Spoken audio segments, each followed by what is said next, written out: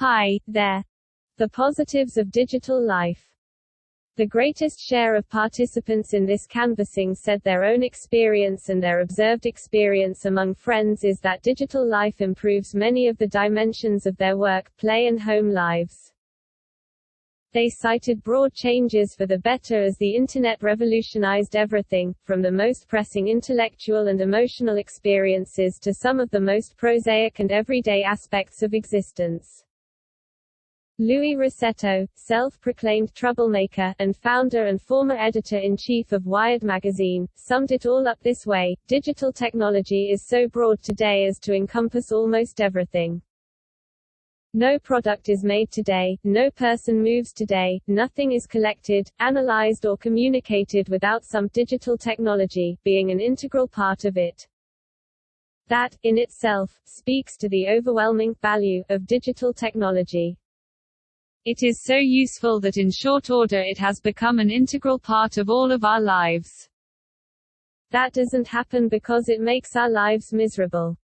There is almost no area in which digital technology has not impacted me and my family's life. Larry Irving. Larry Irving, co-founder of the Mobile Alliance for Global Good, wrote, "There is almost no area in which digital technology has not impacted me and my family's life.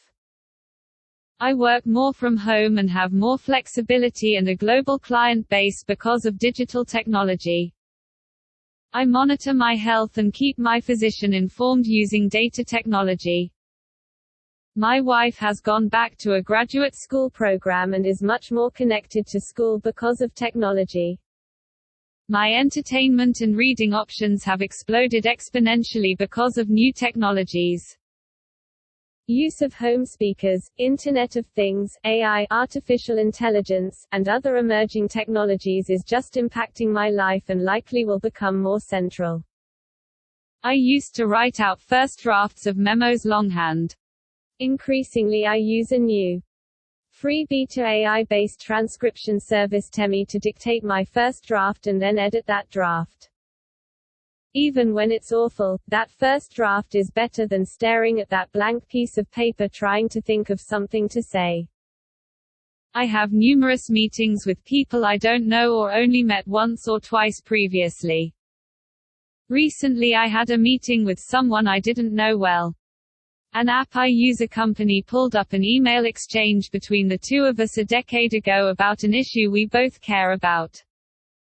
A company also provided me a very recent article where the person I was meeting with discussed the same issue and current concerns. Having that knowledge was incredibly useful for our recent meeting and simply would not have been possible without the use of digital technology. Mike Liebhold, senior researcher and distinguished fellow at the Institute for the Future, wrote, "Almost every member of my family regularly uses the Internet to inform or improve aspects of their well-being, diet, fitness, health, social interaction with family and friends in person and online. Education, entertainment, employment, commerce, finance and civic engagement." William Schrader, the founding CEO of PSINet, wrote, "Every single day, I have private communications with business associates in Europe, Asia, Latin America and in North America, and I receive emails or social media notices from my family members and their extended friends. And I receive the latest news and alerts from 20 different real news publications, such as the New York Times, Wall Street Journal, Washington Post and The Economist. All of this comes with little effort. And, after doing my local security, I can check every public investment I have made anywhere on Earth and I can check my bank accounts and make transactions I deem of import, and I can search for any one or multiple piece of information that I need instantly, with or without Wi-Fi. Yes, I have what I wanted, everything at my fingertips. That means information, knowledge, history, ability to transact. I try to never do this when others are with me, since I love living in the moment. Since I am alone a lot, I can find the time. But I do not condemn or even slightly criticize people for taking a call, checking a text, reading, etc. What we built is what we wanted. It's just that few people are happier. But I am okay. Paul Sappho, a leading Silicon Valley-based technological forecaster and consulting professor in the School of Engineering at Stanford University, said, "I have had an email address on my business card since 1982.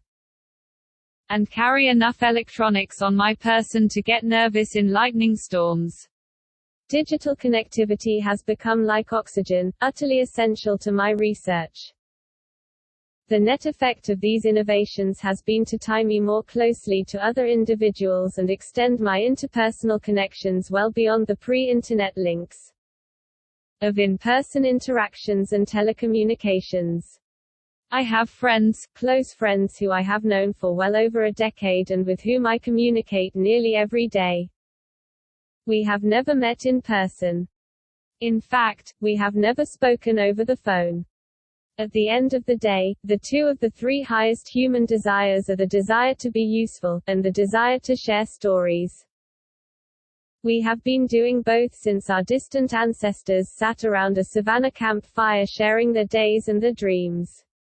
Now, thanks to digital media, the circle around the campfire has grown to encompass, if we wish, all of humanity." Garland McCoy, president of the Technology Education Institute, said, "I can be a real, time-engaged parent, husband, partner, problem solver, counselor, comforter, etc., while traveling anywhere in the world. And, if I am comfortable with a little inconvenience, I can usually manage this real-time interaction for free. Something that was never possible before. No more, death of a salesman." Kyle Rose, principal architect at Akamai Technologies and active Internet Engineering Task Force (IETF) participant, wrote, "There are simply too many things to list here. I'll just hit on 3. I can more easily keep in regular contact with friends in distant places. Those with whom I would have lost most contact, because, really, there's no way I'm going to write letters or spend hours on the phone, I can now maintain a relationship with, sometimes of a fairly deep and interactive nature, via social media.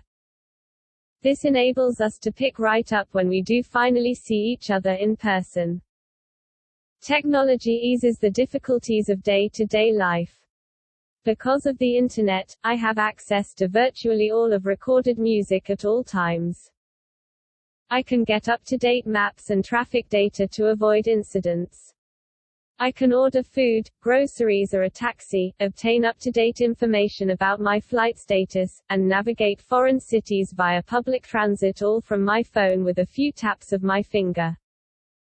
Finally and relatedly, how the hell did I ever learn anything before the Internet? The card catalog. Virtually all of human knowledge is at my fingertips at all times. It is rare that I ask a question of fact that someone hasn't yet answered, and now many of those answers are available to anyone with access to a search engine. The impact of all of these is profoundly positive. And this is only a taste of what the Internet, and technological advances in general, promise. Fred Davis, a futurist consultant based in North America, wrote, "Messaging apps allow me to connect with people who have given me support, provided a chance to talk about life's challenges, seek advice and many other things. Access to people is simplified. Chat apps, unlike Facebook, provide a one-on-one connection with another person, which can be more personal, human and healing than posting on social networks. I have been using a Fitbit for a number of years. I have had a heart attack and triple bypass and am pre-diabetic. Getting regular exercise is important, and my Fitbit helps me set and attain fitness goals much more easily than before. The ability to monitor and track my sleep helps me take actions to get better sleep, which definitely increases well-being. By connecting to my Fitbit scale I can also track my weight and tie it to my exercise goals. My Fitbit can connect to a Dexcom blood sugar testing device that can test blood sugar every 5 minutes, which is extremely helpful in managing my pre-diabetes." These one-liners from anonymous respondents hit on a number of different positive themes. I can get answers to questions about almost anything just by asking my telephone. I can save money on everything, including clothing and shoes, airfares, hotels, and eat at better restaurants and drink better wine. Navigation via car has dramatically improved, with accurate up-to-date traffic informer, TN and destination wayfinding. Digital life is being able to speak and see someone, regardless of where you are, on a phone you carry on your person. Most people I have dated and approximately all of my friends knew me on the internet first. Before such digital connectivity I would have just been lonely. Sharing photos of new generations instantly with loved ones on the other side of the world and using video and chat to send, receive money, to joke, to tease. To mourn. My son has grown up in a world in which he will never be lost, he will never be without a person to talk to, he will never be stopped from searching for an answer to a query. I work remotely for a company halfway around the world, and so does my partner. No need to be at a main office. The diffusion of webinars allows me to participate in many events organized in different countries without having to travel to them. Digital technology allows me to have better knowledge that empowers me to better support my own health when I face challenges. My job didn't exist 15 years ago. I am a digital content manager. It means that we can participate in important moments that time and distance barred us from in the past. I feel more supported in good times and bad and laugh more than before I was connected online. Here is a roundup of the many ways these experts describe the benefits they get and the benefits they observe. Family enrichment and enhancement. Pamela Rutledge, director of the Media Psychology Research Center, said, "My 90-year-old father was on Facebook for the sole purpose of connecting with kids and grandkids who were scattered across the country. Reading and commenting on their posts gave him the ability to participate in the process of their lives. Knowing what the family members were doing increased his sense of involvement and the overall intimacy he experienced with them all. This familiarity also jump-started any family gathering, keeping people who were geographically disparate from feeling like relative strangers and allowing relationships to be more immediately meaningful. Texting in all forms serves the same purpose. Closeness in relationships is achieved by the frequency of contact. The human brain reacts to virtual contact as if it were real, releasing the same neurotransmitters of positive emotion and reward as if people were face-to-face. Texting allows for the multiple touchpoints, the sharing of life's process and the reassurance of connection. These experiences replicate the behaviors that developmental psychologist Mary Ainsworth described in her groundbreaking work on attachment theory and how people form a secure attachment style, essential to emotional well-being. The simplest anecdote is about keeping a family messaging chat open with my wife and children. Stowe Boyd, managing director at Work Futures, said, "The simplest anecdote is about keeping a family messaging chat open with my wife and children. My kids, both in their 20s, live in Brooklyn, which is close to where we live, but over an hour away. However, we all participate in the chat, often several times in a day. We share pictures, links, stories, plans. It is simply much lower friction than how I managed to remain in contact. Or didn't, really, with my parents when I was in my 20s. Then it was an occasional phone call, visits when possible, but it was pretty tenuous. And I had what most of my contacts considered an unusually close and caring relationship with my folks. I wouldn't say my family today is hyperconnected, but we certainly remain very connected, where scarcely a day passes without some interaction between all of us despite the physical distance involved. And this has allowed an extra richness to my life, and I guess there's a counter to the possible distance that could otherwise grow in our relations because of the hour of travel that separates us." David Weinberger, a senior researcher at Harvard University's Berkman Klein Center for Internet and Society, said, "The most obvious difference of digital life, for many of us, I'm sure, is the lowering of the barrier to communication. I am in closer touch with my family, grown kids, siblings, in-laws, the whole group, because we can communicate with everything from texts to video calls. We support one another better and know our daily lives better than we could before." Sonia Jorge, Executive Director of the Alliance for Affordable Internet and Head of Digital Inclusion Programs at the Web Foundation, said, "Regardless of where I am, my kids can reach me to talk, text me a message to ask questions, help sort out a plan, to tell me about their day, their worries. I can help them with homework or even music practice over video. And, as all mothers, I have often saved many situations. Once I got a message from a school in the middle of an important business meeting and managed to sort the situation without any major issue, and all from a different continent. The ability to stay connected as needed is so important for me, and it allows me to be closer, to be there. I cannot imagine life otherwise, and this allows me to do what I do in ways that would have been very hard before digital connectivity." Steve Stroh, technology journalist, said, "Two observations.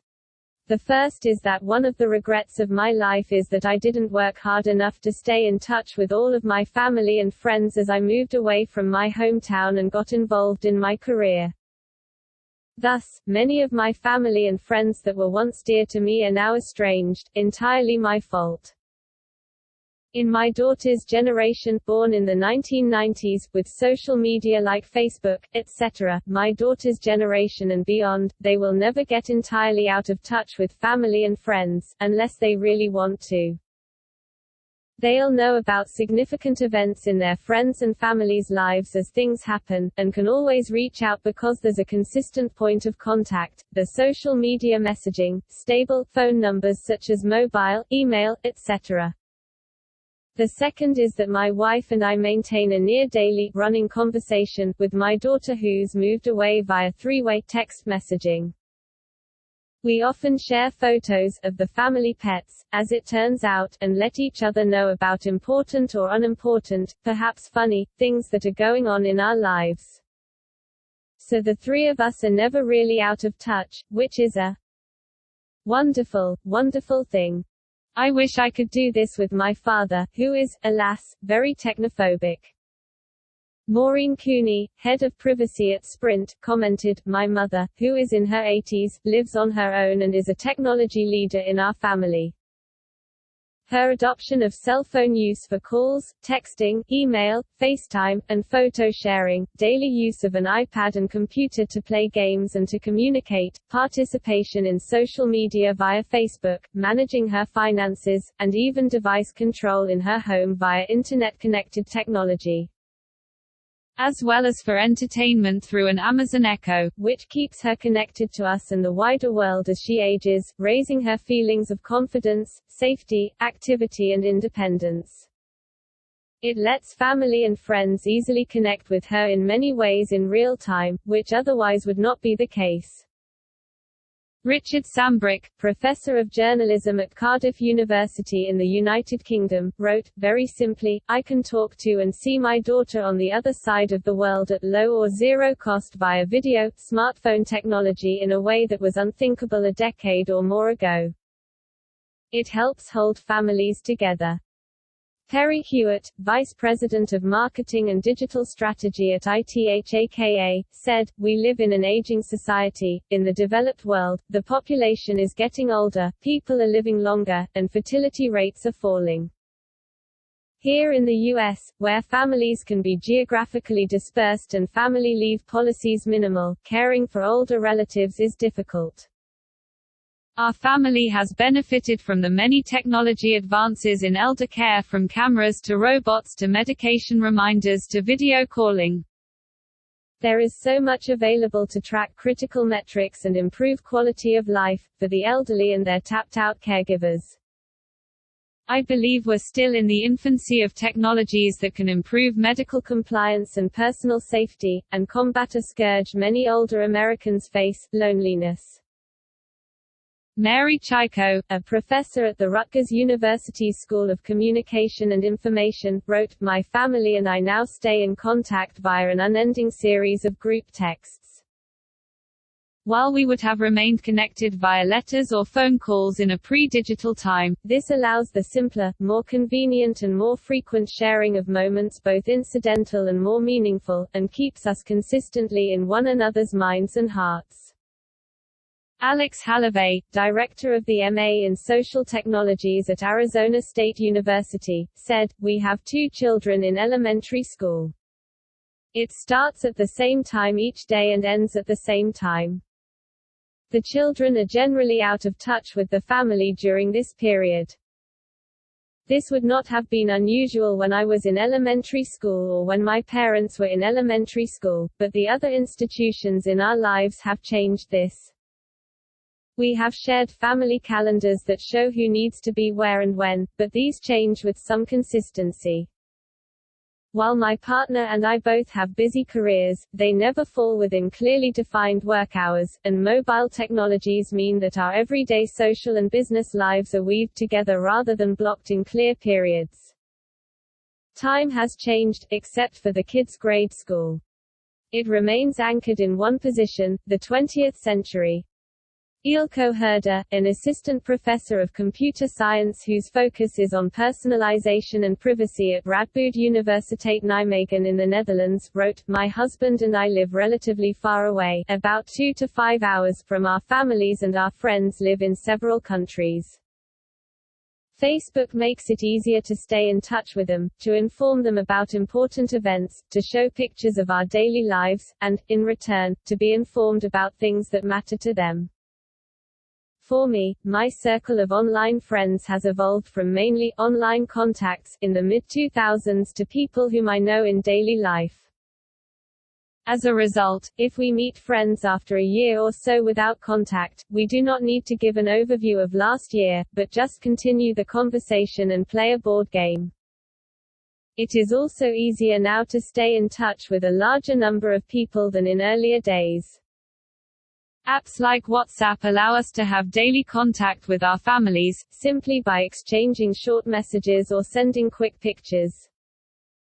This interaction does not replace phone calls and visits, but complements them." Nathaniel Borenstein, chief scientist at Mimecast, said, "In the 1980s and early 90s, people asked me why I cared so much about advancing the capacities of email. My usual reply, someday I will have grandchildren, and I want to get pictures of them right away, by email. This dream came true when I received an email that contained a sonogram image of my twin granddaughters when they were each no bigger than a few cells. I had expected those first pictures to be considerably cuter. Even though I was an evangelist for the future of communication technology, that technology exceeded my wildest imaginings." Greg Shannon, chief scientist for the CERT division at Carnegie Mellon University's Software Engineering Institute, commented, "When I call my dad, who is hard of hearing, the real-time network-enabled transcription service kicks in so that he can understand what I'm saying by reading the words on his screen. This dramatically enhances the quality of our conversation and allows us to be more connected. I'm sure it does wonders for his general health at 90. Our 3 sons all work around software. Their minds are filled with notions of programming frameworks, database schemes and abstract models of what data and interactions mean. It's a world that their grandparents can't comprehend, and even their aunts and uncles are confused about what they do. Many of their childhood friends are far removed from these conceptualizations of work and value. I am not sure how it affects their well-being per se, but the notion of a shared sense of what work means seems weakened. Living and working in multiple places, Ohio, Pennsylvania, New Mexico, is possible since we can digitally maintain social and business connections remotely and asynchronously. Without such digitally enabled efficiencies it would be very challenging to run such a rich life. Srinivasan Ramani, a retired research scientist and professor, said, "It was in 1993. My daughter left school in Bombay and moved to college in the US. Telecommunication in India was quite bad in those days. The number of telephones, both landline and cellular, was about 3 million. Compare with the billion or so cell phones we have in the same country now. I knew it would be difficult for my daughter to call us back soon after arrival at the college, and so had asked her to get access to internet on campus and contact us through email and chat. She did that within hours of arrival. My wife had, to that point, carefully stayed away from the dial-up terminal I had on my study table at home for years. Now, she suddenly demanded to be introduced to the system. She demonstrated that given the right motivation, people can learn to use a dial-up terminal for email and internet chat in 2 days at the most. Our daughter was, for the next 4 years, our daughter on the net." Claudia Lamoro, digital consultant, wrote, "I started using video conferencing early. First I used a black and white video phone that sent a still image every 5 seconds or so. Friends and I got our hands on one and did some fun experiments with artist techies at the Electronic Cafe in Los Angeles. Later I used Cornell's sousui video conferencing. A real turning point for me was using the high-end picture telephone video conferencing system in the early 90s.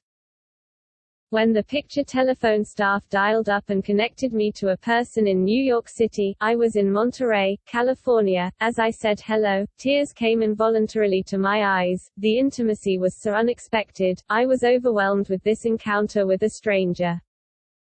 Fast forward to 5 years ago. My 85-year-old mother had a recurrence of cancer. We lived many miles apart. On one of my visits, we went to the phone store. And I helped her pick out her first iPhone. It was so awesome to watch her learn to text with her friends. I could FaceTime her from my home while I got my life in order so I could return to take care of her. That phone was a literal lifeline during her last months, a source of joy, a tool for coordinating her care, and a reassurance for me that I could actually see daily how she was doing. I think of all the technology in our lives, video conferencing technology contributes in a profound way to my well-being, bringing me closer to dear family and friends who live at a distance, or even just across the bay like my daughter does. I love it when we both have time to just hang out together via FaceTime when we can't be there in person." Kirsten Brodbeck-Kenny, a director, said, "Thanks to social media and video chatting, my parents have been able to be very involved in my child's life in spite of living on the other side of the country. She is only 2.5, but she knows their faces and voices and feels connected to them, even though she's only met them a handful of times." Work creator, enabler and enhancer. Dwayne Hendricks, CEO of Tetherless Access, said, "Living a digital life has made it possible to be self-sustaining financially. I spend a great deal of my day online, and being hyperconnected makes it possible to find all the things I need to have a decent quality of life. The type of life I'm leading now would not have been possible 30 years ago. I take comfort in the fact that I've had a hand in shaping a part of this thriving digital web." Michael Rogers, a futurist based in North America, said, "I now live half the year in the Sicilian farm country where, thanks to wireless internet access, I can do most of my work. 10 years ago that would have been quite impossible. One of the things I most like about Sicily, besides the obvious attractions, is that while there is plenty of Facebook and email and Twitter, the digital lifestyle has not colored private and public life so much as it has in my other home, New York City. Sicily remains a far more face-to-face culture. Why that is the case and how long it will continue is a longer story, but it is ironic that I'm using the new digital tools to avoid the side effects of those same tools." Larry Roberts, Internet Hall of Fame member, original ARPANET leader, now CEO, CTO of FSA Technologies, Inc., said, "As I do have 100 megabits per second of home internet access, I can mostly work at home. However, file sizes that I need to receive today of 60 megabytes need Google Drive to deliver, as email capacity is in the dark ages. And the sizes grow every year. Email must adapt as these demands grow, and TCP transmission control protocol transfer speed also needs to increase as it is stuck in the 1990s at 20 to 30 megabits per second. As shopping has also gone digital, package delivery requiring signature can be easily included when working at home, whereas it would become a major problem otherwise. In fact, work can be seamlessly intermixed with running a household. Eliminating commuting and fixed work hours allows working a 12-hour day, which I need. Thus, with increased internet capacity at home, more work can be done with far less stress for those workers not tied to hardware in the office." James Blodgett, an advisory board member with the Lifeboat Foundation, wrote, "Important work is shared." When several string theorists published several papers predicting black hole production at particle colliders, I became involved with the collider controversy. The original safety considerations had glaring holes. I made contacts with safety experts and scientists who were also concerned. I started a global risk reduction special interest group in Mensa. I became an advisory board member of the Lifeboat Foundation, one of thousands, and I participated in writing petitions and contacting people. The main thing we accomplished was to get CERN, the organization sponsoring the then upcoming Large Hadron Collider, to do a second safety study.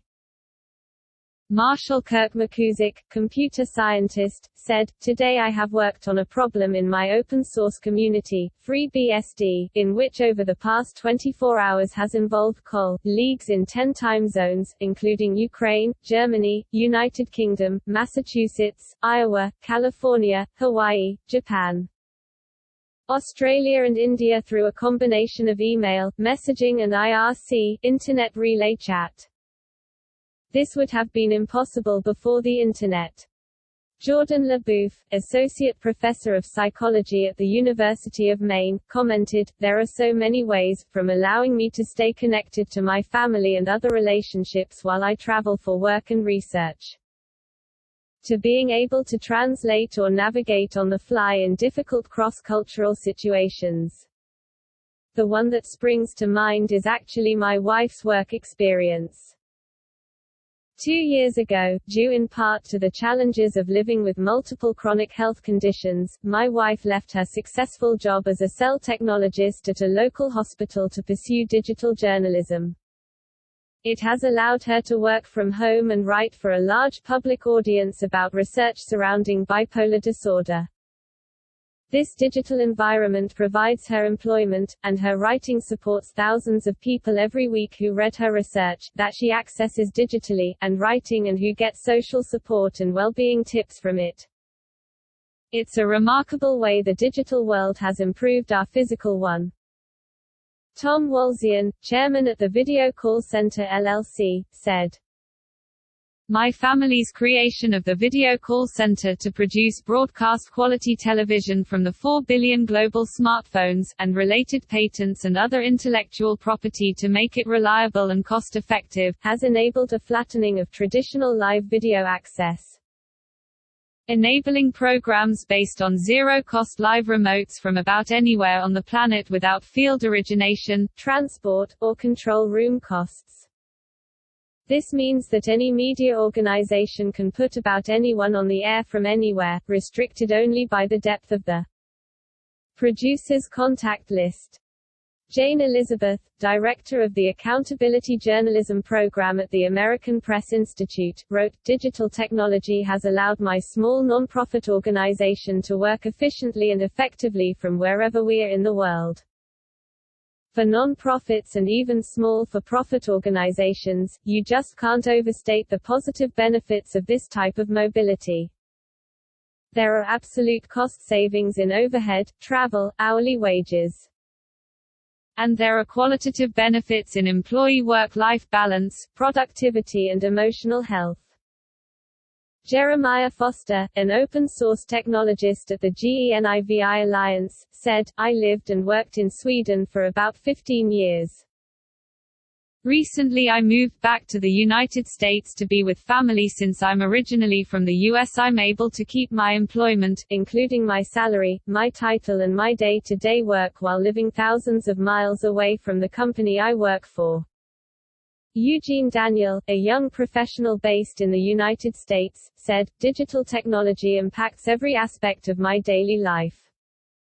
As a member of the media, my job depends on technology, telecommunications, social media, internet. As a person who lives apart from family and loved ones, I depend on digital communication to stay in touch, including frequently connecting on FaceTime with my girlfriend. The uses are endless." Devon Fiddler, a futurist and consultant based in the U.S., commented, "Sites like Upwork have allowed rethinkery labs to routinely pull together flash teams of colleagues, support and expert advisors in a way that accomplishes many tasks more efficiently than would have been humanly possible before coordination platforms."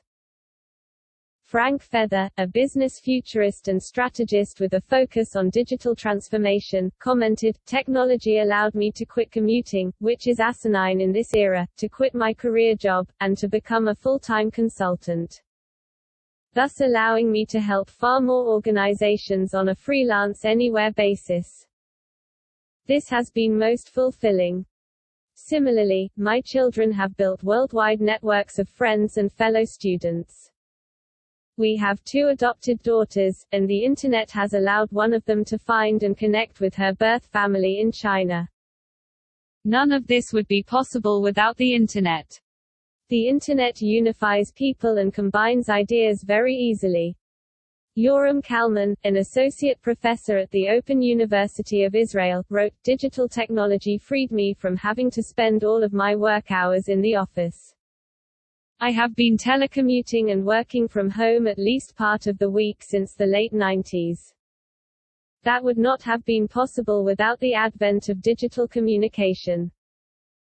It allowed me to better integrate work, family commitments, leisure, health challenges of self, of children and of elderly parents, social commitments, etc. Consequently, my work is more productive. Furthermore, the ability to work across geographical and national borders opened new opportunities that made my work more exciting and fulfilling. Throughout this time, I had to learn and relearn how to use communication technologies in ways that empower me, and how to minimize the harm they cause. It is an ongoing learning challenge." Charlie Firestone, executive director of the Aspen Institute's Communications and Society program, said, "I run an office of 7 people. I was able to move from Washington, D.C., to California with little detriment, mostly due to video conferencing. In our case it is Skype for Business that puts each employee a touch of a button away, and the video changes the interaction from simply voice calls or email. I see video calls, a la FaceTime or Skype to be a common activity of the future in business." Alan G. Taylor, an author and SQL structured query language teacher with Pioneer Academy, said, "Digital technology has given me opportunities that were not possible before the digital revolution began. A vast array of career opportunities opened up in a variety of fields.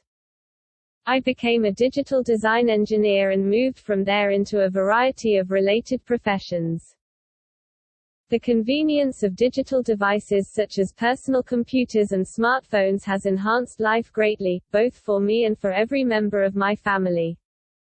Adam Montville, a vice president at the Center for Internet Security, said, "I have the privilege of working from home each and every day. While there are some aspects of office life I miss, the truth is that technology has made this possible. For our family, this has been immeasurably valuable." I can work more productively at different times of day, all while maintaining healthy boundaries for work-life balance, which really isn't about hard boundaries as much as it is about unobtrusively blending the two. Before such technology existed, I had to commute. I had to be tied down to a specific schedule each and every day. I couldn't connect to colleagues from a mountainside or a sailboat. It just wasn't possible. Ann Adams, a technical writer based in North America, said, "It gave me a profession, one that did not exist when I was growing up." Vincent Alcazar, director at Vincent Alcazar LLC, wrote, "The growing mobility of labor cannot be underestimated, and the primary enabler is the gig economy with the Internet as its engine. The gig economy only grows from here, as does its entwinement within people's lives." Health and wellness aid. Health and wellness aid.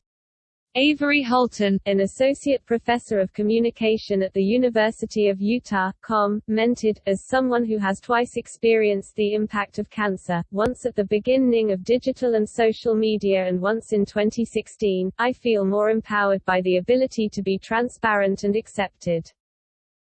Yes, we all still enjoy sharing those moments in our lives that give off the best appearance, but the stigma of sharing experiences of disease or pain or loss has lessened.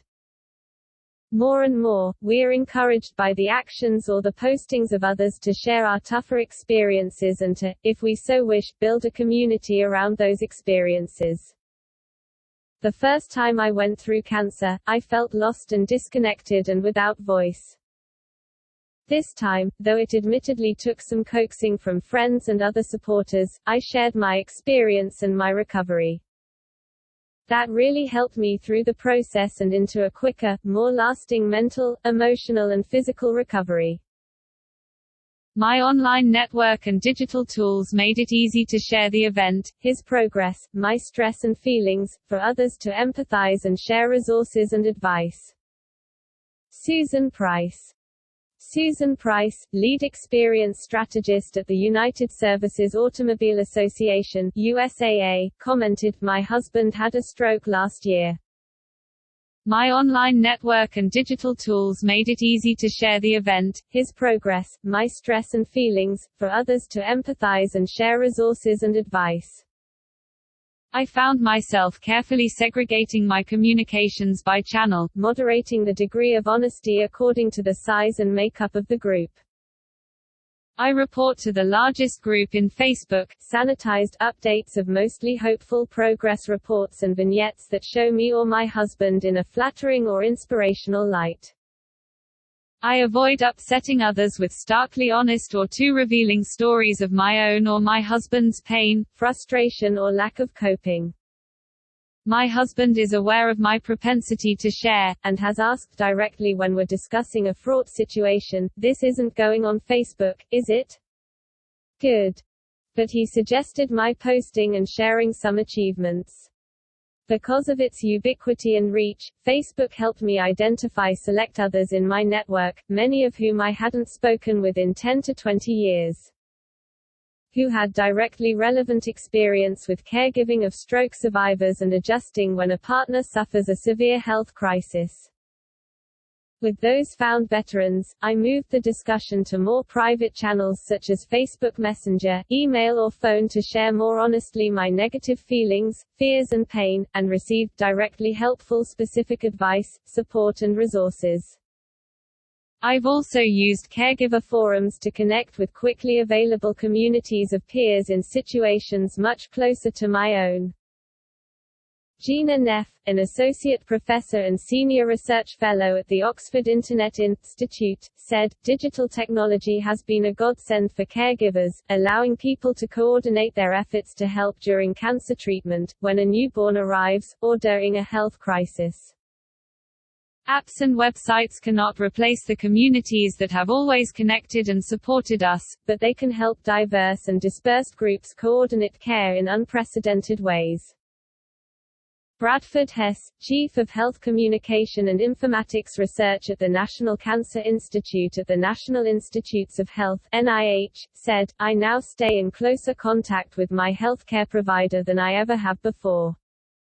If I have a question, I can ask it through secure messaging. If I want to evaluate my own recent blood panels for areas of concern or progress, I can do that online through a secure portal. Robocalls to my house from my provider as well as text messages to my phone ensure that I do not miss a recommended cancer screening.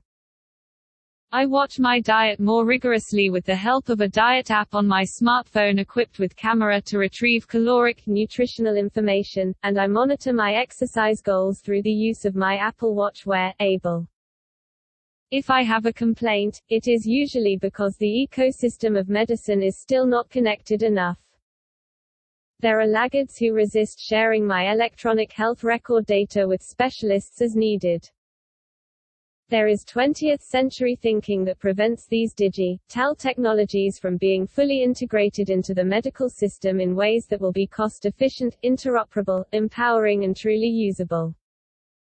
Thomas Lenzo, a respondent who shared no additional identifying details, commented, "Digital technology has facilitated my management of various aspects of my healthcare.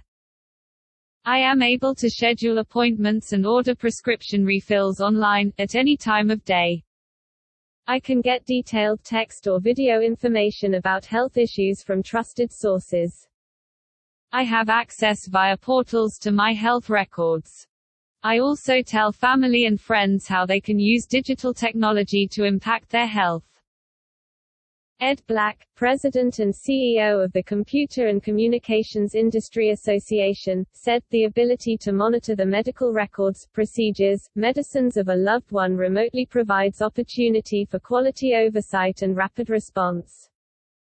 In contrast to being tied to hospital visits and uncertainty." Gary L. Krebs, Distinguished Professor and Director of the Center for Health and Risk Communication at George Mason University, wrote, "My family and I use wearable fitness trackers that tally our daily exercise behaviors, steps. This has influenced both our awareness of our physical activity and motivation to exercise regularly. We strive to accomplish our 10,000 daily steps. We also compare our exercise levels and encourage each other to engage in physical activity. We now seek opportunities to exercise together to achieve our activity goals. This has improved our overall physical activity, fitness and health." Kevin J. Payne, founder of Chronic Cow LLC, said, "Since I research the effects of chronic illness and live with multiple sclerosis, I have a particular interest in using these technologies to monitor and evaluate my condition, keep up on the latest research, and connect with others, both professionals and others living with chronic conditions. My life has been radically affected by these burgeoning technologies on all these fronts. It allows me to collect my own data, blend it with other datasets and generate and test real-time predictive algorithms. I have a far better understanding of my condition, especially as it is baselined against relevant populations. I not only get access to cutting-edge preprint research, but I've also been able to widen my professional network by communicating with the researchers. And my involvement with patient communities has enriched my life in many ways." David Myers, a professor of psychology at Hope College, wrote, "As a person with hearing loss and an advocate for a hearing-assistive technology that has great promise, www.hearingloop.org, the Internet has networked me with kindred spirit advocates nationwide, also via 898 emails I have sent and 18,516 received with the words hearing and loop. Together, our Internet-facilitated hearing loop advocacy has led to thousands of newly equipped facilities, from home TV rooms to worship places to auditoriums to airports, and New York City subway booths and new taxis. And more progress is on the horizon. Supported by digital technology, we are making a better world for people with hearing loss."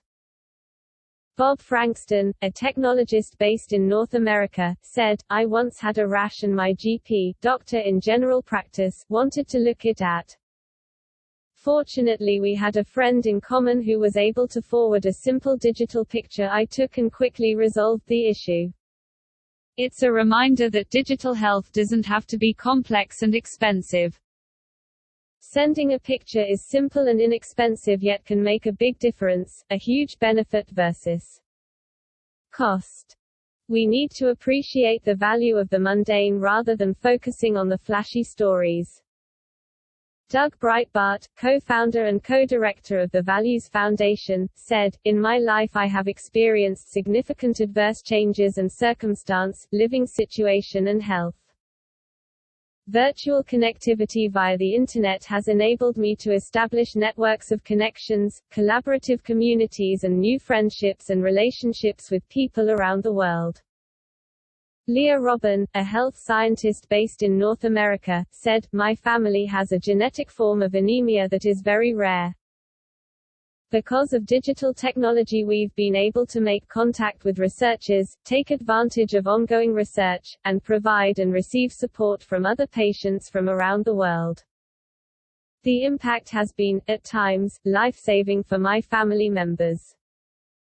Christopher Bull, a university librarian, said, "I had an itchy rash on my hands. Found articles on the Internet which suggested using witch hazel. No rash, no itch. Community Lifeline. Community Lifeline." Ethan Zuckerman, director of the Center for Civic Media at MIT, wrote, "I went through a divorce recently and wrote about my experiences online. While there are few folks in my immediate community who are going through divorce, I found several friends in other cities in my extended circles who had excellent support and advice. One of the most supportive individuals was an acquaintance from college who was not a close friend, but who stepped up on Facebook and was a wonderful support to me from halfway around the country. Together, we grow intelligence, connect up one another's work and support positive social change just by doing our work, following one another and sharing what's meaningful more widely." Ann Collier, consultant and executive at the Net Safety Collaborative, said, "I talk with people all over the world on a daily basis on Twitter, seeing, learning from, supporting and spreading what's meaningful to them in their work and lives. It's a tremendous source of inspiration for me. Together, we grow intelligence, connect up one another's work and support positive social change just by doing our work, following one another and sharing what's meaningful more widely." Catherine Campbell, a digital experience design consultant, said, "I have a young friend who lives in another state in a rural area. Over time, I have realized from their social media posts that she is emerging as gender non-conforming, probably transsexual. In the past, this is a journey that I would probably not have known about, especially since her immediate family is very conservative and have not accepted this facet of the young person's identity. I am so grateful to have been included in this revelation so I can offer my unconditional love and support. And I am even more grateful that a person who in the past would have felt isolated, unnatural, and broken now knows that they are, in fact, part of a global community. She can find and utilize peer support groups as well as myriad medical, psychological and spiritual resources that would not have been available to someone in a small town in the past. I believe this will probably save lives. I definitely hope that it will help increase our ability as a society to accept others who don't conform to our preconceived notions of what is normal." Ana Cristina Amoroso das Neves, director of the Department for the Information Society at Fundação para a Ciência e a Tecnologia, said, "The smartphone has become a part of my family life. The current organization we have and the data we can share more than modified the way we interact. There is no waste of time and therefore we all gain efficiency in our daily life. The dawn of Internet of Things is already embedded. If there is an electricity glitch, we cannot even think how will we survive due to the new paradigm we have in our lives. Hyperconnection is part of my family and friends' well-being. It is nothing that can be compared with the life my parents had. I wonder how I could have survived in that society, living before total digital connectivity existed, even when it had just started and was not spread yet. Deborah Lupton, a professor at University of Canberra's News and Media Research Centre, said, I live in a vast continent, Australia, where academics are scattered many kilometres from each other, and it is a very long, expensive and exhausting plane ride from my colleagues in the Northern Hemisphere. However, I have extensive networks with my colleagues on Twitter and Facebook. I enjoy taking time out to chat with them, sharing professional and also some personal information regularly. It makes me feel less isolated and more easily able to keep in contact with my academic network. Nothing beats face-to-face encounters, but social media and emails, as well as the occasional use of Skype, is a far better way to maintain these contacts than letter writing or faxing, which is how we did things before digital media. Andrew Chernek, a former vice president of technology at a personal computer company, wrote, email and websites were the first place that we were able to see family and people with the same interests share information rapidly. 20 years ago I set up 2 websites, one for pilots and one for family members, to share photos, family trees, and technical information. Both have been resounding successes in getting people together. For family, it has allowed easy distribution of ancestors' photos and extension of a family tree from several hundred people to more than 3,000. About every 5 years I have to take our family tree back to the calligrapher to add ancestors that we didn't know about. Including, recently, a soldier who was with General George Washington at Valley Forge. Now we're starting to see services like voice-controlled appliances in the home and the extension of cell phone service throughout the world. 40 years ago I taught in a small Congo town that was isolated, with no phone or TV service. Today Kasongo can be reached by cell phone and the regional center has television and internet access thanks to wireless technologies. Nancy Heltman, Visitor Services Director for Virginia State Parks, said, I have met and developed relationships with people outside any sphere of reference I never would have had thanks to my digital life. This started when I worked on the 2008 Obama campaign, includes people I met through a group where we shared our love for household pets and goes through today where I have a relationship with customers that I never would have met personally. While I do not believe that my online relationships replace ones that involve personal face-to-face connections, they are important and have broadened my horizons in many ways, adding a richness to my life. In fact, my more traditional face-to-face relationships have also benefited from more communication due to digital communications. When forced to only have relationships with people you can meet in person, you tend to live in a more narrow world, with people more like you. Digital communications broadens your horizons, or it can if you want it to. Social media, the horizon expander. Michael R. Nelson, public policy expert with Cloudflare, said, I'm an avid user of social media, which I use to track developments in Internet policy around the world. Almost every day, one of the people I follow on Twitter, Facebook and LinkedIn shares a report, law review article, economic analysis, or news article on something I need to know about and would not have discovered by just reading the US newspapers and media sites I track regularly. Equally importantly, my Facebook and LinkedIn friends introduce me to experts in the field in countries around the world, without my having to spend time flying overseas to attend conferences. In 2017, I was able to be a fun participant in the global conference in cyberspace in New Delhi without missing Thanksgiving with my family. Likewise, I was able to be a remote participant at the UN's Internet Governance Forum in Geneva without leaving my house, as long as I was willing to tune into the webcast at 4 a.m. Alexander B. Howard, Deputy Director of the Sunlight Foundation, wrote, I've been using computers for over 3 decades now, since logging on through a BBS, bulletin board system, in 1993.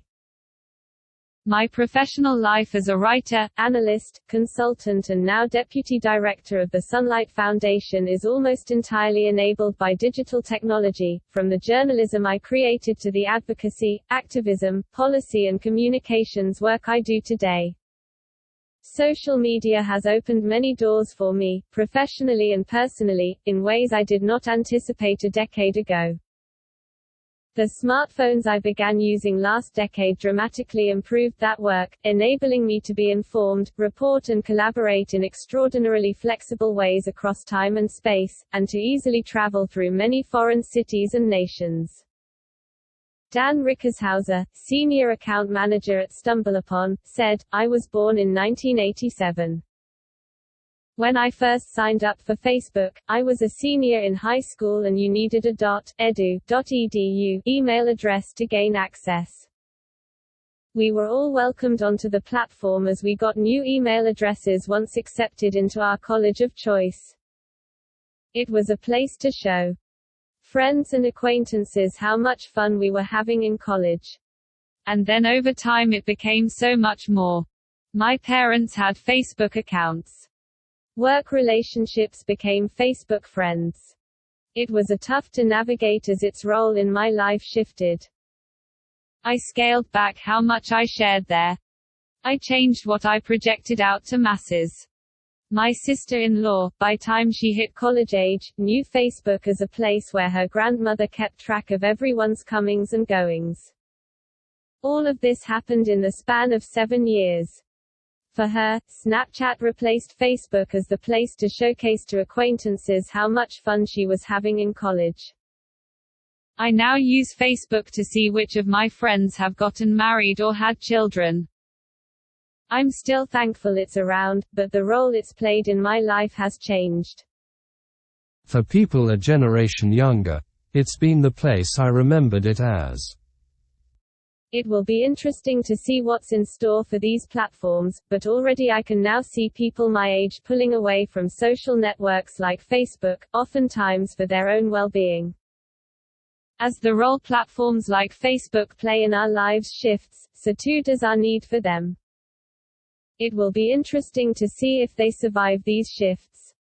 Michael Roberts, an Internet pioneer and Internet Hall of Fame member, commented, "Despite its well-known problems, I find that Facebook is important to me in a number of ways. 1. Keeping up with professional friends around the globe now that I am retired. For an old fart, 81, it is a source of daily intellectual stimulation and a feeling of keeping my hand in the game. 2. A window into many marvelous places and activities. I am a rail van and there are restored steam engines, abandoned trackage, lonely and empty depots, etc., to fill any amount of time I have available. Name your hobby or sport, and there are folks out there to share their discoveries with you. 3. The original, family and friends angle. My siblings and I are all over the US. Facebook lets us pretend we are close. Worldwide webcams add a lot as well. There are lots of other examples: politics, medicine, personal safety, education." Jerry Michalski, founder of the Relationship Economy Expedition, said, "I now have peripheral vision into the lives of family, friends and acquaintances a few degrees from me, all voluntarily. When I see them, I don't need to ask what's up, but can say, I'm glad your daughter got through her operation, or whatever is appropriate for the state of their lives I can observe.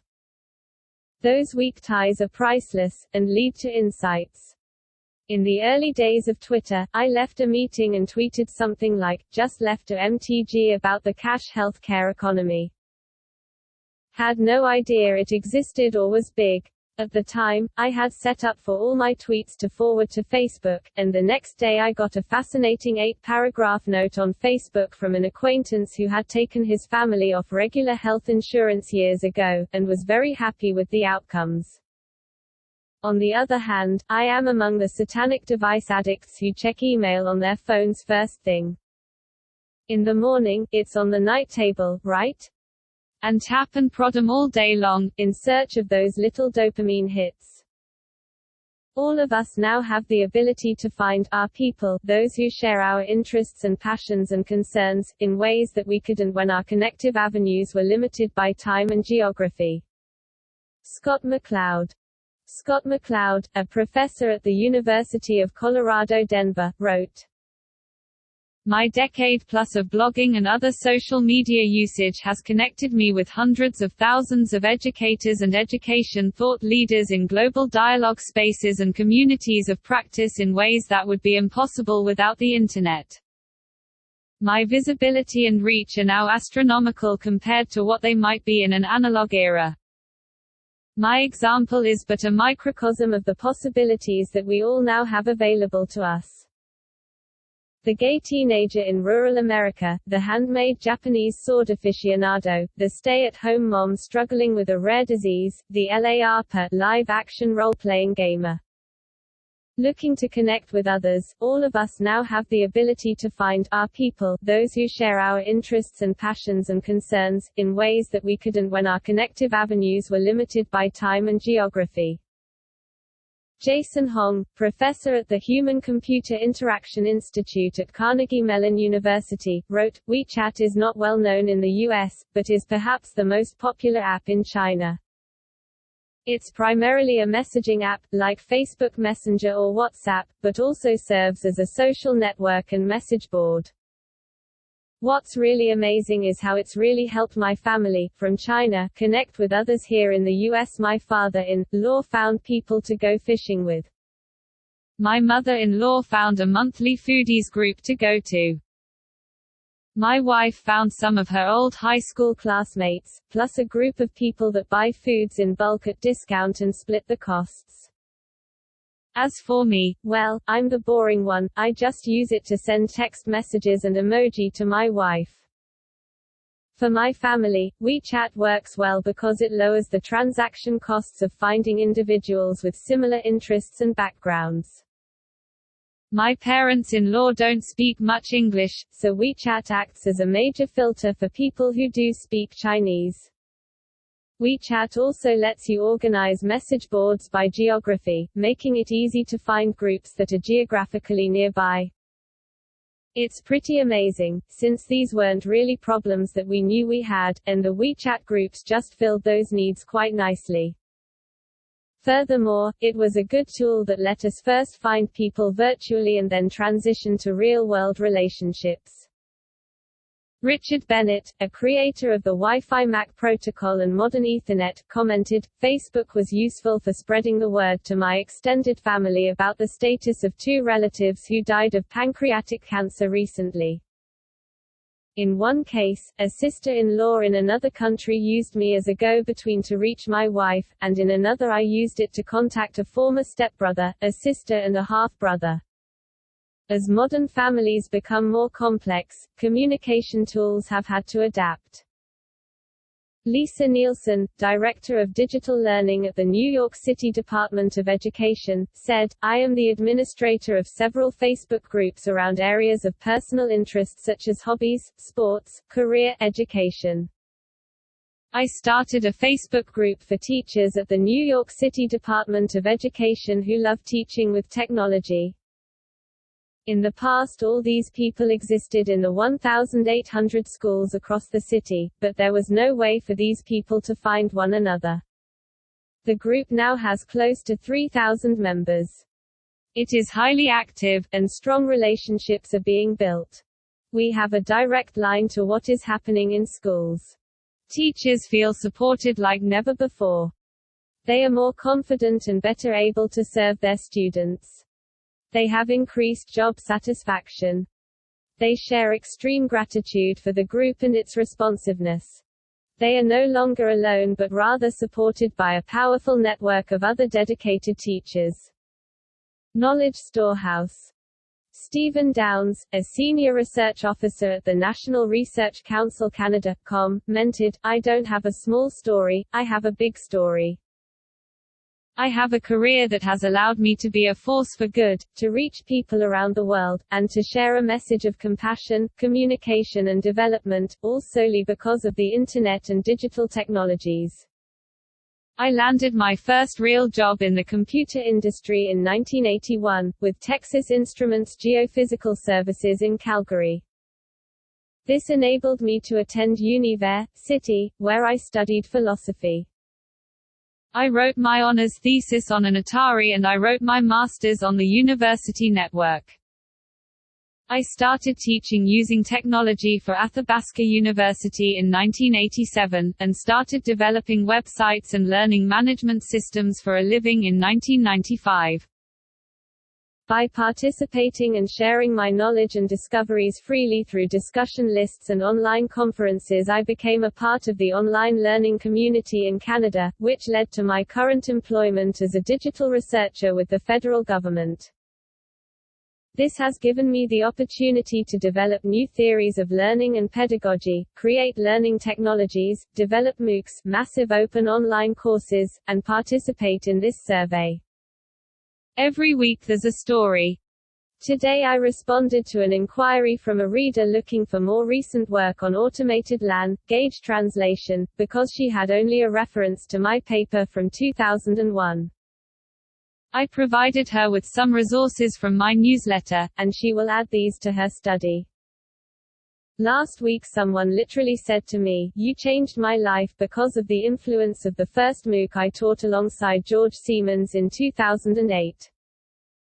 The course was about computer networking and personal empowerment and how people can create their own education." The week before I was able to carry a message about business intelligence into a meeting with government officials as a result of the analysis I did of the public documents posted by the School of Public Service on their web page. The week before I was in Berlin at a conference testing a virtualization of my personal learning application, getting experiences and feedback from a workshop filled with experts from around the world, none of whom I had met before. The week before I was in Tunisia talking about the deployment of open educational resources in the Middle East and Northern Africa to support language learning, economic development, and cultural growth. The week before. You get the idea. None of this happens without digital technology. It's not a nice neat story that fits a sidebar, but it's real, and each week there's real growth, real development. Jeff Jarvis, a professor at City University of New York's Graduate School of Journalism, said, "I count as an unfathomable luxury the ability to look up most any fact, any book, any news article at no cost and in seconds. I value the friends I have made from a tremendous diversity of background and worldviews thanks to the connected net.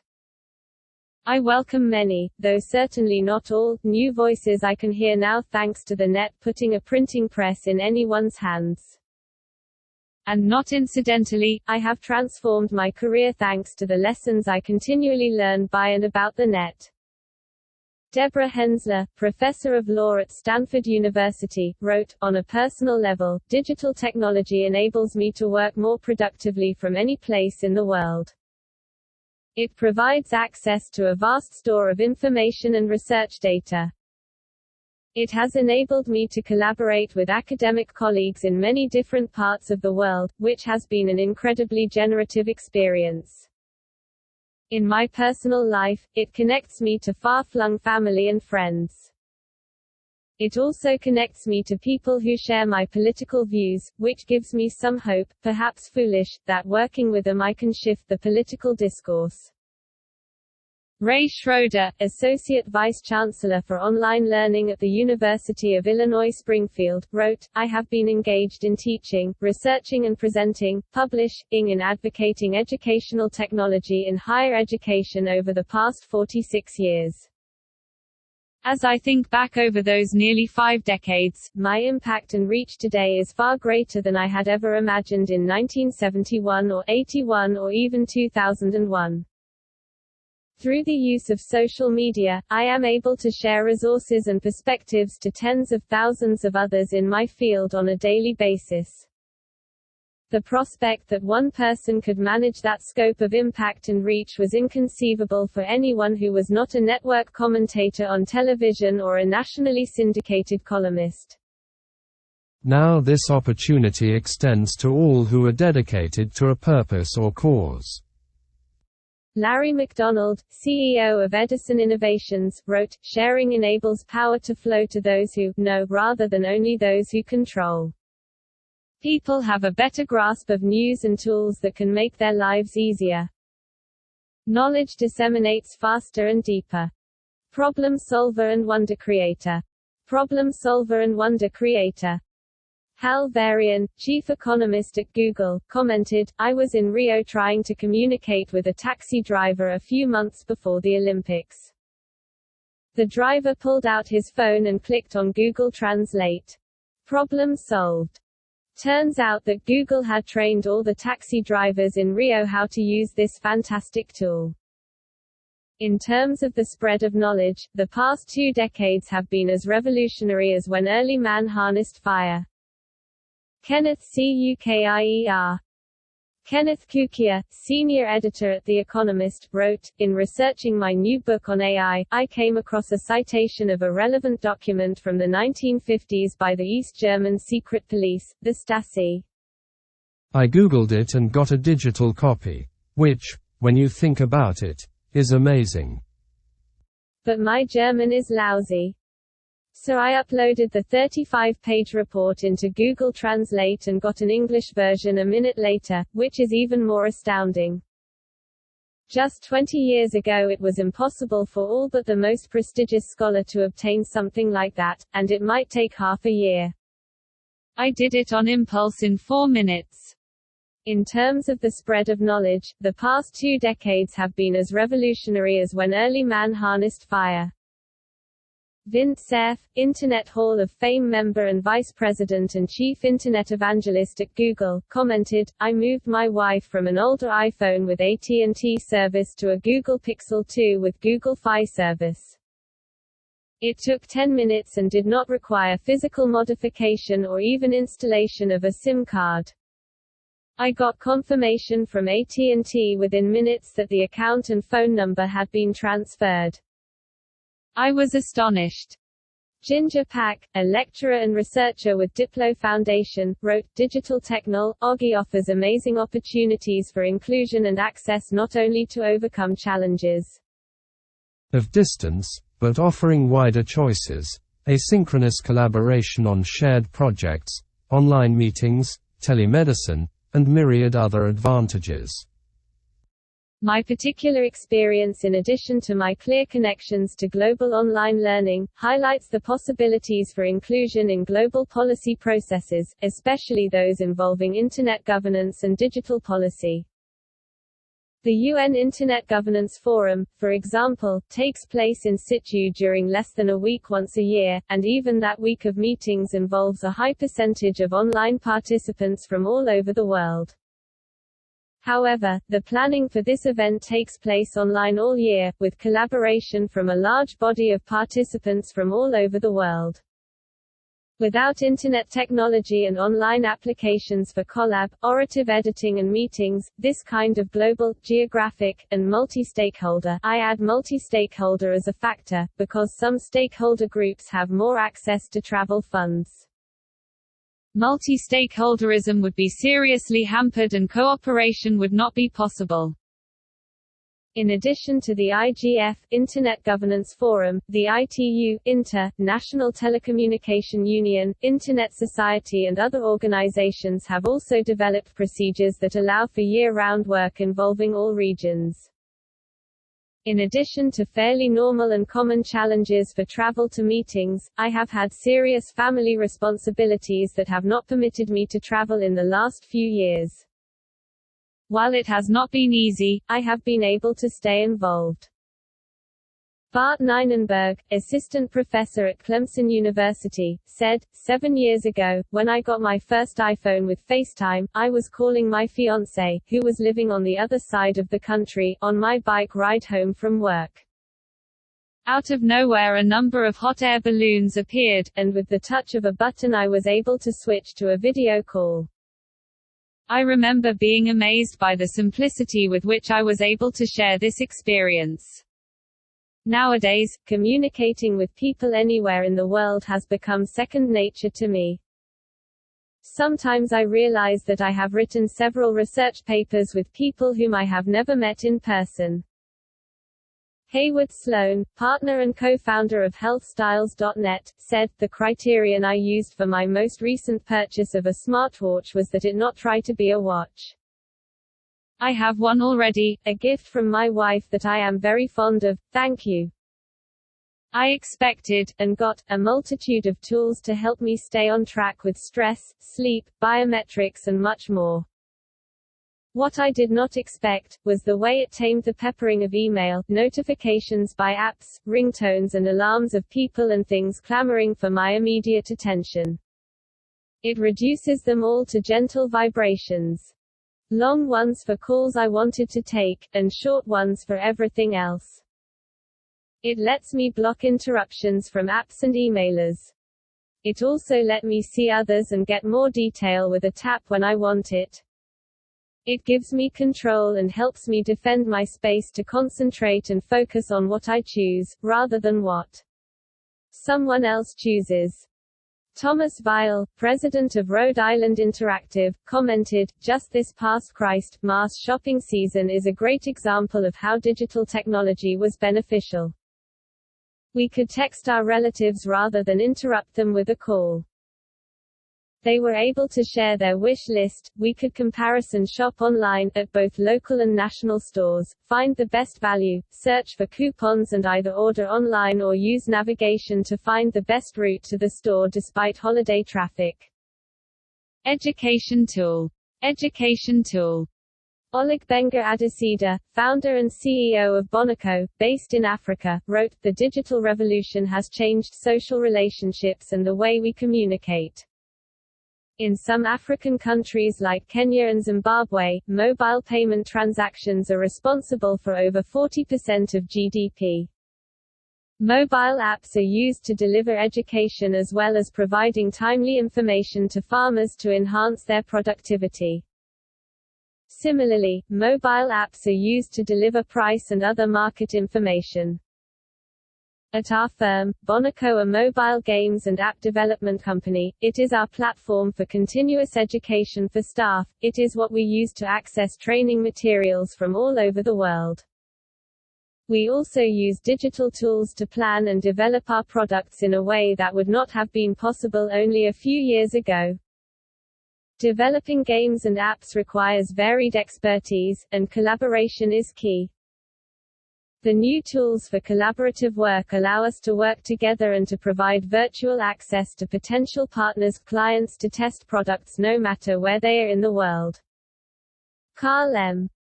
Van Meter, founding director of the bilingual scientific quarterly bulletin of sociological methodology, said, "Far from being a brief personal anecdote, what has changed greatly in my life and work, like that of almost everyone in higher education and research, is that the Internet and associated technologies mean that no longer only a few top persons have access to the necessary information, technology and means for scientific production and teaching.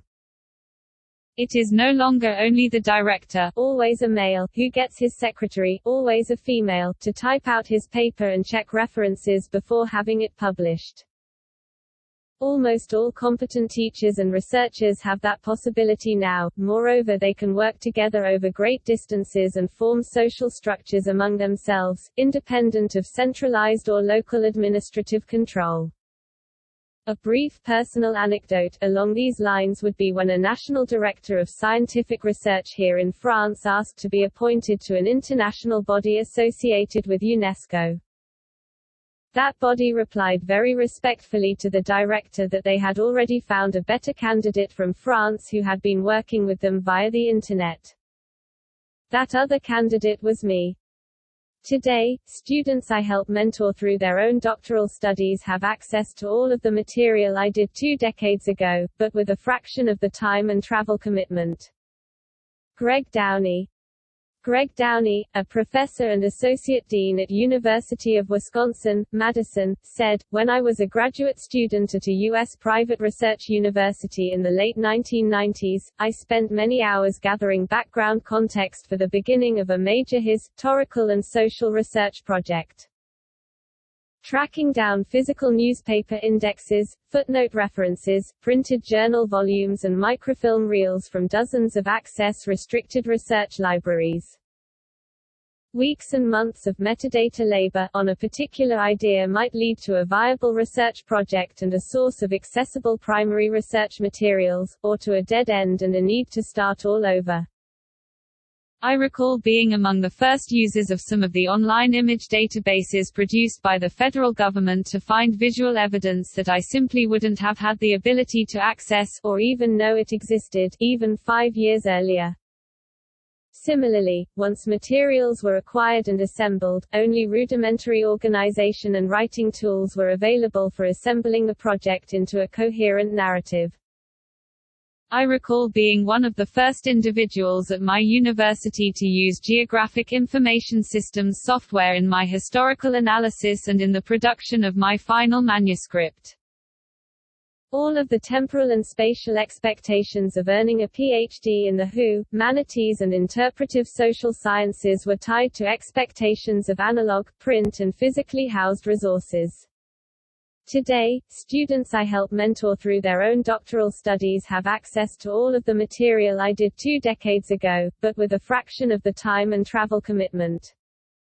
This has raised the expectations for comprehensiveness in literature reviews and archival searches. It has raised the expectations for presentation of data and engagement of narrative. It is both easier and harder to do great work now and get that PhD within the same 5-year time period. But I think the work that is done is of higher quality, and the scholars that are produced are of greater intellectual prowess and scope than ever before.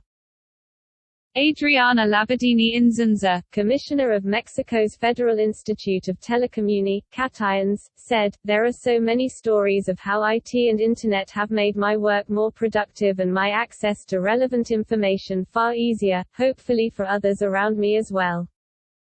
As a commissioner at the Federal Institute of Telecommunications, I made sure that our virtual board meetings and deliberations were valid. On many occasions I have been able to deliberate and vote on the cases submitted to the board through a video conference when in business travels, and I also too hold e-meetings with my staff.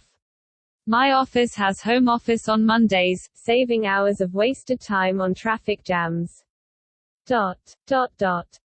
A more striking story perhaps is that of Marce, a smart, determined and brave 19-year-old girl from Xochicalco, an isolated village in the middle of the mountains of Guerrero, 350 kilometers away from Acapulco.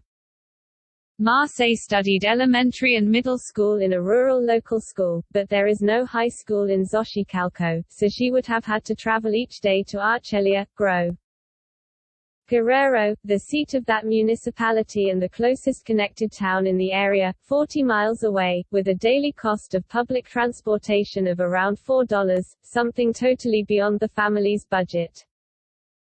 Her father is a skilled electrician working in the area for a Canadian mining company that pays minimum wages to local people, $4 per day. Her mother grows corn and vegetables and looks after her other 2 children. So Marce ended up leaving her hometown and moving to the big city of Mexico to seek a job as domestic helper, hoping she could enroll at a public school. Her job kept her busy all day as a babysitter, and so her mom, who I had the fortune to know from a long time ago, asked me for help to guide Marce so that she actually gets an education. Marce moved to my house, but in searching for an affordable high school nearby she encountered many obstacles. I devoted a few hours to seek a public high school online program certified by our Ministry of Education, September, and found it, a very impressive 2-year program which begins with a full-month course on the use of IT, the platform, how to interact with your assigned tutor, with teachers, how to deliver homework online, etc. I had never seen a young girl so excited to spend online 4 hours, learn in 3 days to handle a laptop one of my sons gave her. She reads her lessons every day plus a few books I am asking her to read on history, philosophy, etc. She reads 10 pages every morning. It's been only 3 months since she started, and she loves it. She is learning, and finished at the top of her class this quarter. She feels empowered, hopeful. Her parents feel relieved that she doesn't have to travel 2 hours a day to attend school and pay fares. Yet it will take a lot of guidance, hard work and long hours before she earns a high school diploma and, more importantly, a good quality education that enables her to be admitted at UNAM, National Autonomous University of Mexico, or another public university here in Mexico City. There is no such a thing in Archelia, forget Xochicalco. Where there is no internet access and a weak signal for only 2G mobile voice services in spite of the presence of a multinational firm extracting all the lithium it can get from Guerrero but not creating much local value to the hardworking people of Xochicalco. I am committed to help Marseille, and she is determined to graduate and pursue her professional education. She wants to become a chef. With a good use of time and technology, discipline and some degree of guidance and support from my sons, I may hopefully help her thrive. Jacob Dankasa, a North American researcher, said, "Technology has connected me to achieve today what I couldn't imagine in the past. When I was doing my doctoral dissertation, I was supposed to travel to Nigeria from the US to conduct interviews with my research participants. Unfortunately, the Ebola epidemic blew up in Africa and I was unable to go. Fortunately, software existed that allowed me to interview the participants and automatically record the sessions as I interviewed them. The price was reasonable. It saved me money and time and avoided health hazards. More and better innovations are expected in this area in the future." Travel companion and enhancer. Paul Jones, a professor of information science at the University of North Carolina, Chapel Hill and internet pioneer, wrote, "I am traveling to Casablanca Sunday. My tour was booked in China.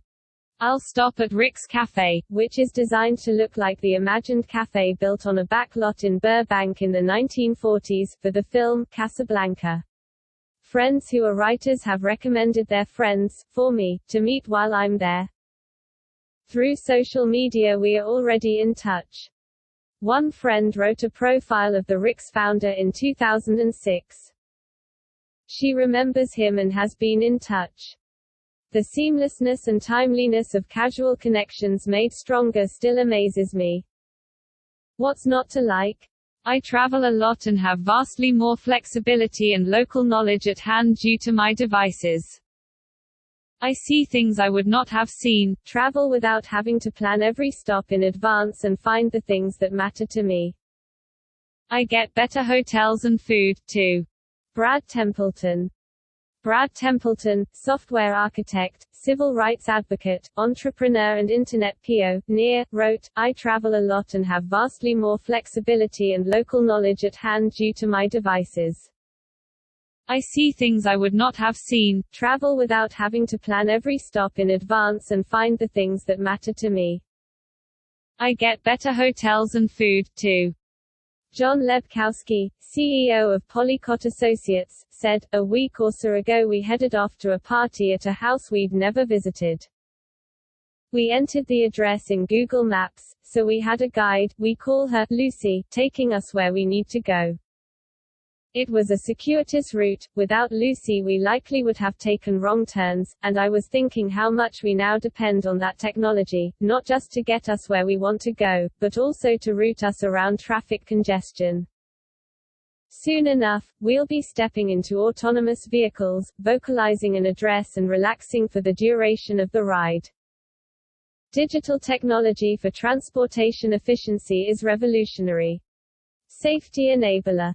Alejandro Pasanti, a professor at Universidad Nacional Autónoma de Mexico and long-time leading participant in the activities of the Internet Society, wrote, "The ability to use digital tools for everything I do, from professional work,